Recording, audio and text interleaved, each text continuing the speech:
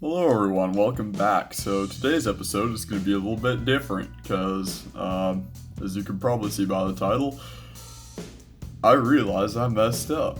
While I was looking back at some old footage, I came across that infamous 17-17-66 alloy from Season 4, Episode 5, and as I watched the part where I was hammering the hot bronze, I realized how much it reminded me of nearly molten aluminum. The ways that clumps would just sort of break off, it was just uncannily similar to nearly molten aluminum. So when I thought about this, I was like, oh, okay, that's kind of weird. I got to thinking, it was also really difficult to drill into. When I put all that together, I came to the realization that there's too much aluminum in this thing. The aluminum content in the alloy was at 17%, which, when you consider aluminum bronze, is kind of ludicrously high, if that's a word. But I thought, hey, it's a long shot, but it might work. So I tried it, 17% aluminum, 17% nickel, 66% copper apparently doesn't work too well. And so here's my theory about how that played out.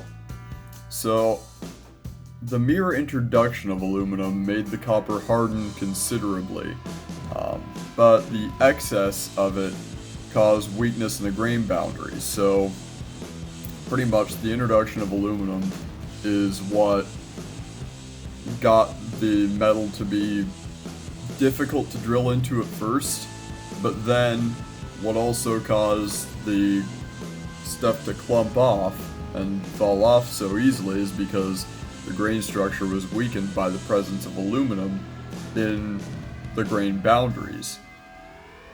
Where the excess aluminum would accumulate would be where it would break off.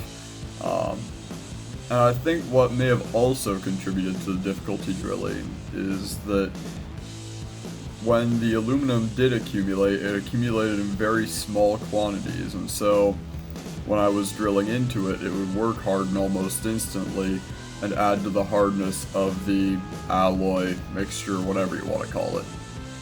And so the aluminum would be in the grain boundaries and in the alloy itself, just absolutely wrecking everything. So that's kind of my theory.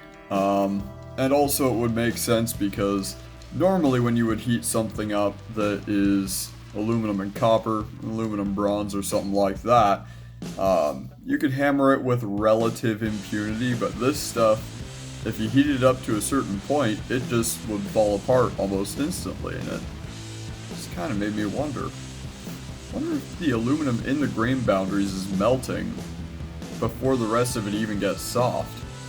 And I'm thinking that's exactly what happened. It certainly appears that way anyway, so with that, I don't really have much more to say. Just pretty much that I think I figured out what went wrong with that alloy, and I might try and correct it in the future, so with that, thank you guys for joining me. Hope you guys enjoyed it, and I hope you all have a wonderful day.